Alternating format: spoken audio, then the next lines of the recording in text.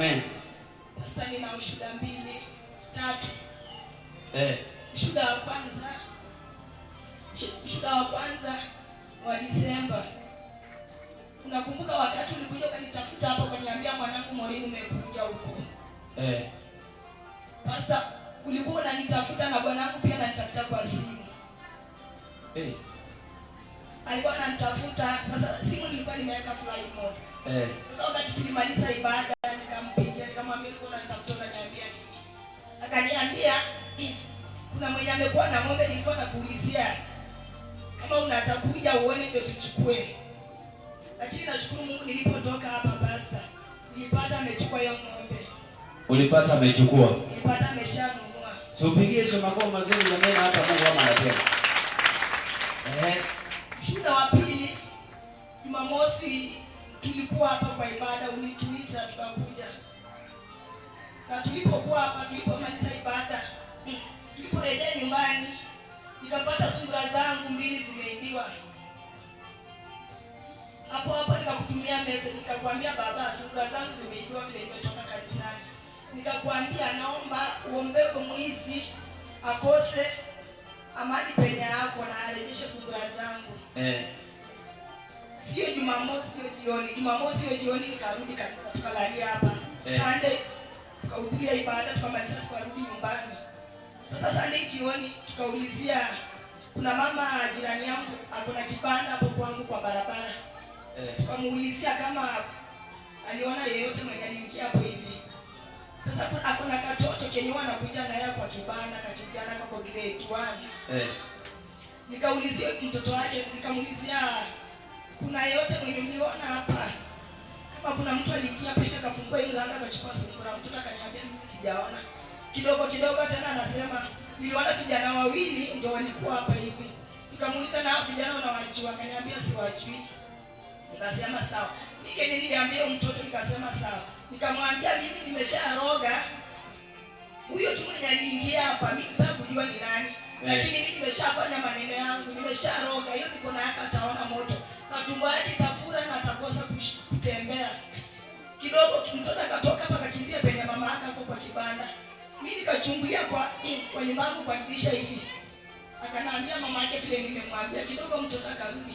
Kidogo tena nasema ati kuna kijana anatoka hapa kwetu ni jirani. Yeye ndiye aliniambia ati nimshikize sungura nimwekee kwa ndoo. Nikamwambia sasa wewe ulichukua sungura? Akasema sio mimi. Huyo kijana ndiye alichukua. Nikamwambia kijana anajuaje sungura sikapa ndani? Akaniambia alichungulia kwa hii mlango. Nikamwambia sawa.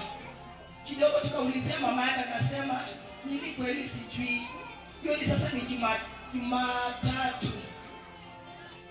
Nikachukua mchanga saa 7 hivi naelekea saa 8.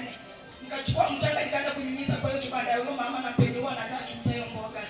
Nikachukua na hiyo mafuta yenye nilitupea mara ya kwanza. Nikaenda nikamwaga hapo penye huwa anatembea akiuzia. Nikamwaga mchanga hapo mahali. Nikasema wewe, leo ukifika hapa nikukosesha mali nataka uniambie sungura zangu ziko wapi.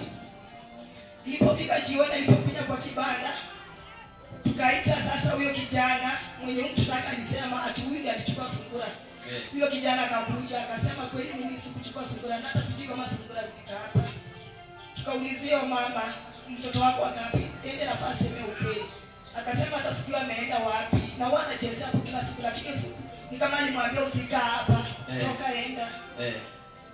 Kidogo nikasema wewe utajua. Hii kwa roho tu nikasema mama unajua unasikuwa kila siku unaniona nikishuka hapa na kuwa ndefu na kuja na kitoka kanisani. Mimi sasa kujua mwenye alishika sungura. Hapo tu ndiye alisema unajua nini ni mtoto wangu nilikutana na yeye kama ameshika sungura. Nilikutana na mtoto wangu ameshika sungura huku na huku. Hata sio kijana mwenye mnasema. Unaona Pastor? Akakwambia mwenyewe. Mwenyewe akajitambua tena.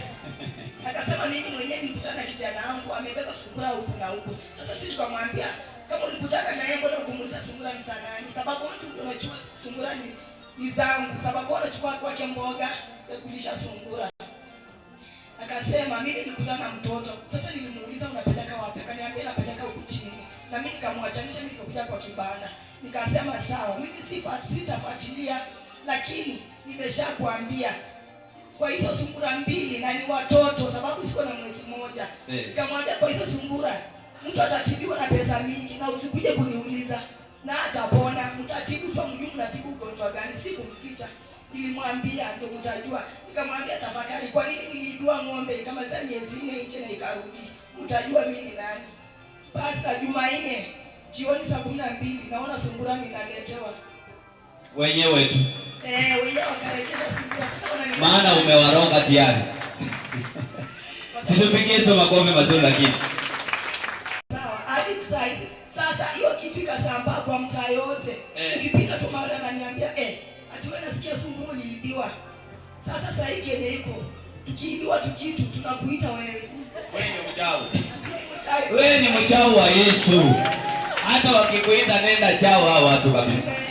Asante. Shuhuda watatu. Yote siku Jumanne hiyo.